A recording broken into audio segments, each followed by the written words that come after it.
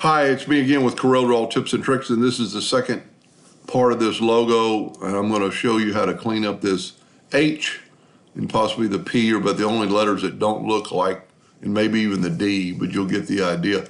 And I said in that other video, I work in the center of the page all the time, so I use the P key a lot. But in this case, you really don't have to do what I said about centering them and then moving, because if you've got your spaces, and I've got the Duchess off center again, you can just select both of them and hit the letter C like cat, and it'll bring it in. Then you could group this together, Control G, and then hit P, and then it's going to be in the center of the page. So you can use C to center evenly that direction. Now let's bring in the original logo. I hope I didn't, well, I got rid of it. Let's see what this looks like.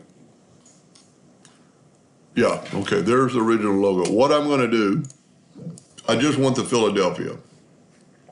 With the Philadelphia selected, or with this logo selected, go up to your crop tool and crop this.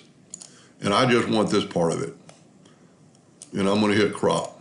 That way it left everything else on my screen.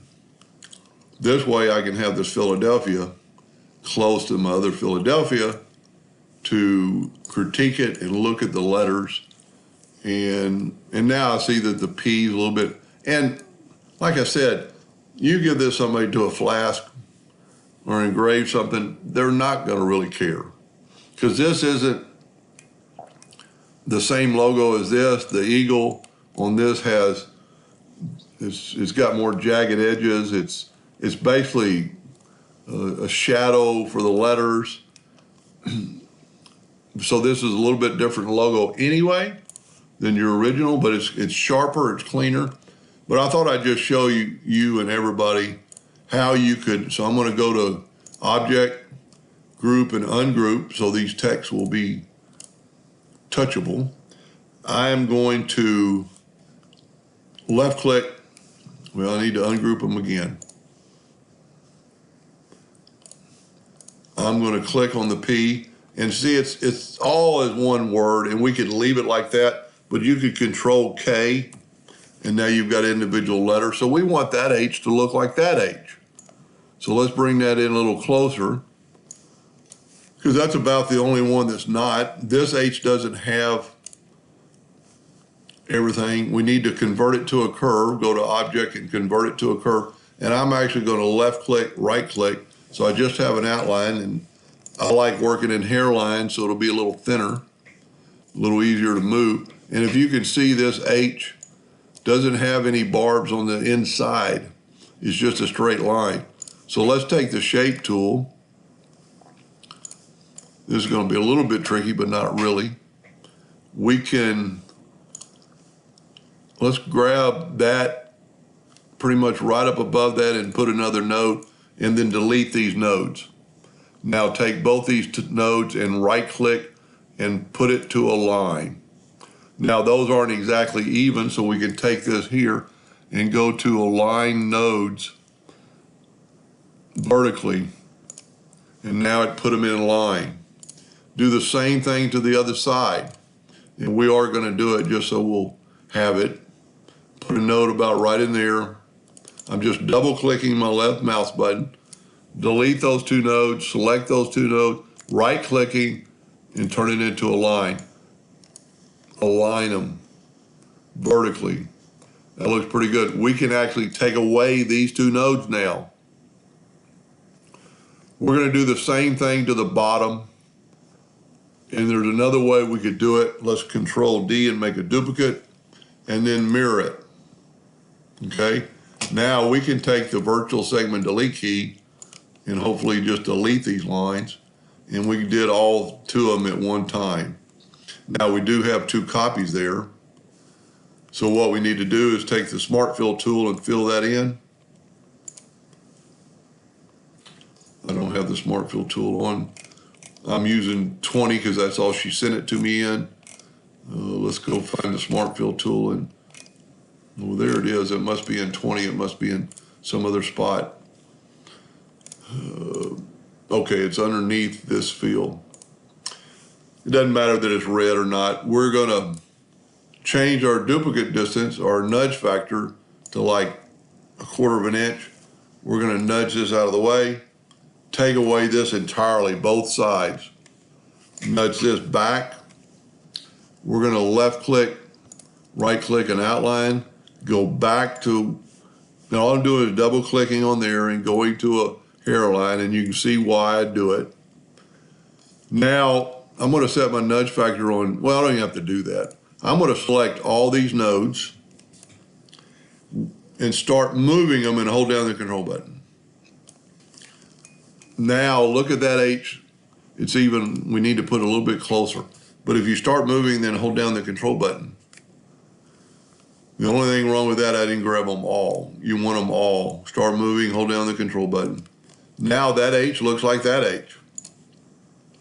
Does it not? Now we're gonna wanna align these letters. The A looks pretty good. It's a little bit, it doesn't have these inner sides. So if you really wanted to do it, you could do the same thing we did on the H. Just take the nodes, and we need to convert it to a curve so you can see the nodes.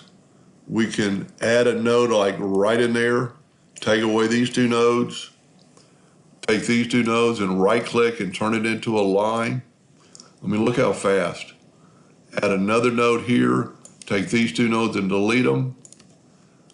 And that way it worked perfect. And then take away that node and take away that node. That's a lot closer. The parts of the A are a little bit more bumped up, but that's easily done. Just bump them up a little bit, holding down the control button. And you'd want to do these at the same time or align them. But that A kind of looks like that A. Now the inside part's not as thick. I'm not going to worry about it. Now the P and the D are a little bit different. We've got chamfered corners on the other one. Very easily fixed.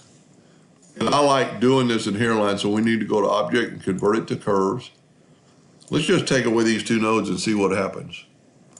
I mean, and then grab that outside and just bring it in a little bit. Now this is quite a bit different. And it's quite a bit smaller in both directions.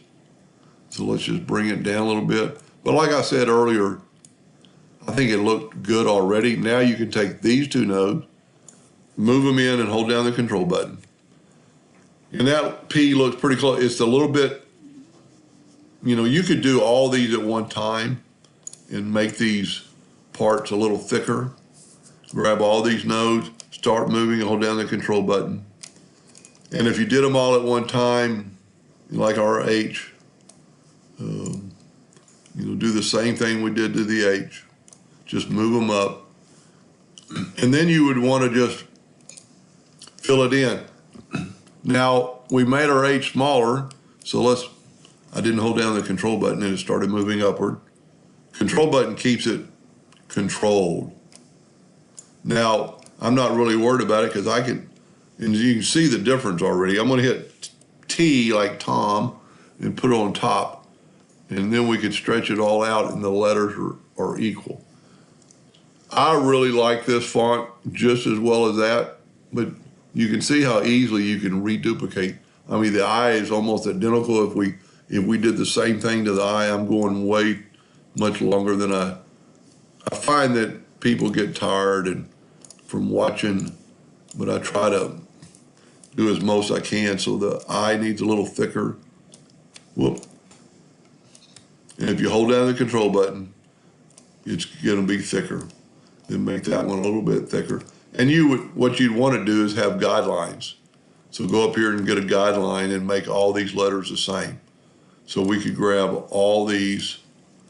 Well, really, we just want to grab the top ones and move them up to that guideline. Then all your text look the same, and you'd want to do the same thing on this one. Once you picked whatever size you want, holding down the control button. Anyway, that's how to change the font to make it look like this font. We're still not there, but to be honest with you, I think the text looked good enough. Anyway, I hope that helped them a little bit. Thank you for watching.